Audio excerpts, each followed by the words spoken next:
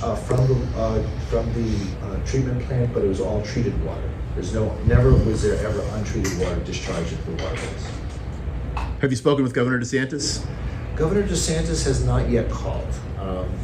I'm not sure what's going on, but I'm sure he's very interested in what's going on here, and we're happy to work with his office. In the meantime, the state agencies we've been working with them. The Fish and Wildlife Office has been working with us, so we appreciate that. I'm not sure the governor himself needs to be involved, but the state agencies have been very helpful in working with us to take on this challenge. And you said so far there have been over 900 rescue calls. What do you have to say to people that are trapped in their homes? So some background here. Fort Lauderdale is currently underwater after major rain and flooding this week, resulting in even the international airport in the city being shut down. This is the mayor of Fort Lauderdale, Gene Trentalis, saying he has not even received a call from Ron DeSantis and, quote, "I'm not sure what's going on."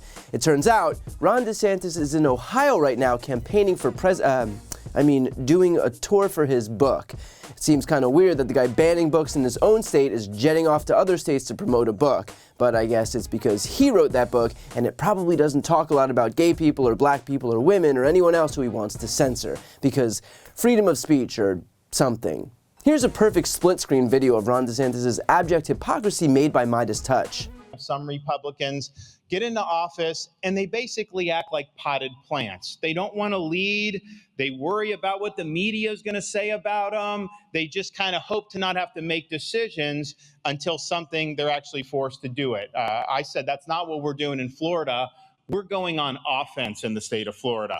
I'm going to get out in front of issues. I'm going to be leading on issues. I don't care what the left says. I don't care what the media says. We are going to deliver big victories. And I'll tell you, when you're on offense, it's hard for them to keep up with you because they don't know what we're going to do next. In other words, DeSantis claims to be such a champion for Florida while he is literally leaving his own constituents to fend for themselves while he's in Ohio campaigning for president even before he's officially announced that he's running. This is like claiming to be a champion for Florida while picking a fight with the single largest employer in his state, Disney, all just to rile up the MAGA crowd and try to get them to support him instead of Trump. Because for him, Floridians are just a stepping stone in his desperate effort to become president. And based on recent polling, that doesn't seem to be going very well. See, the Republican Party is so morally bankrupt and taken over by MAGA extremists that Trump's arrest, his arraignment, and his continued legal trouble actually helps him among Republican primary voters. While the rest of America is appalled by Trump's criminal behavior, Republicans double down in their support for him. And as a result, the deeper Trump's legal troubles get, and it's going to get deeper, the more difficult it's going to be for someone like Ron DeSantis to win the Republican primary. And just one more thing about DeSantis' neglect for his own constituents in the state that he's supposed to be governing. According to Florida law, it is literally illegal for him to run for president while he's a sitting governor. You have to resign if you want to run for another office. Obviously, the idea behind this is that you shouldn't be splitting your time between running for president and actually governing the state that you're supposed to be governing.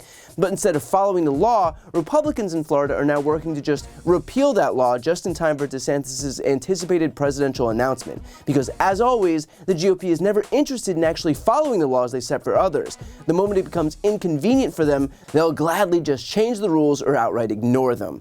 And all of this is happening while Trump is only escalating his attacks against DeSantis. Here's what he had to say about him at a recent rally. The farmers love Trump. They keep saying, oh, I think DeSantis can do okay with farmers. I don't think so. Based on polls, he's not doing okay with anything. Well, it's never good to try and destroy Social Security. It's never good to raise the minimum age to a very high level, which was not good, and to go against Medicare and try and obliterate it. These are a few of the good facts. It's also not good when you look statistically at how he did on COVID. Not well at all. He's in a very bad position.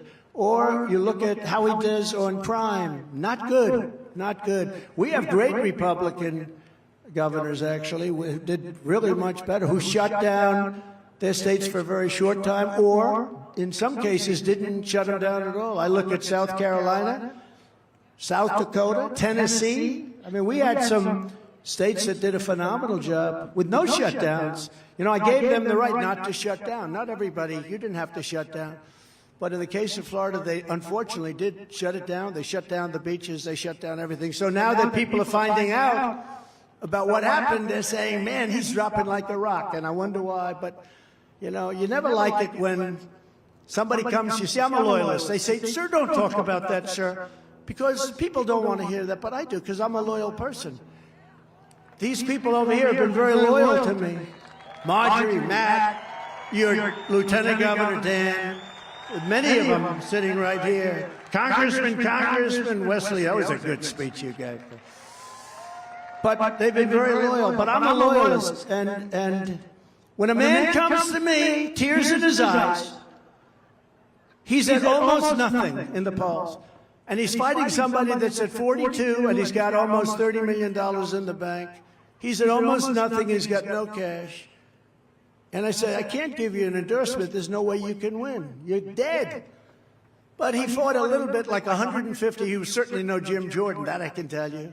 He fought a little bit, just a little bit, on impeachment hoax number 1, impeachment hoax number 2, meaning on television, because I didn't know him very well. But I saw him, so he came and he really wanted. I said, you can't win, can you? How do you can win? Sir, if you endorse me, I'll win. Please. Please, sir, endorse me. And I said, all right, let's give it a shot, because honestly, the Secretary of Agriculture, Adam Putnam, good man, but I never met him. I didn't know him. So I don't feel guilty about it. You know, if you don't know somebody. I wish I knew him, actually. You want to know the truth, I wouldn't have done this. So what happened is, I said, let's give it a shot, Ron. And I endorsed him, and he became like a rocket ship. Within one day, the race was over. He got the nomination. Okay, I have to cut it off because this rant goes on forever. But the point is that Trump is very clearly going scorched earth on Ron DeSantis. Now, of course, it's all very hypocritical. For example, Trump claims that Ron DeSantis has a record of going after Social Security and Medicare, which is true, but so does Trump. Trump introduced a budget every single year as president that proposed cutting Social Security and Medicare.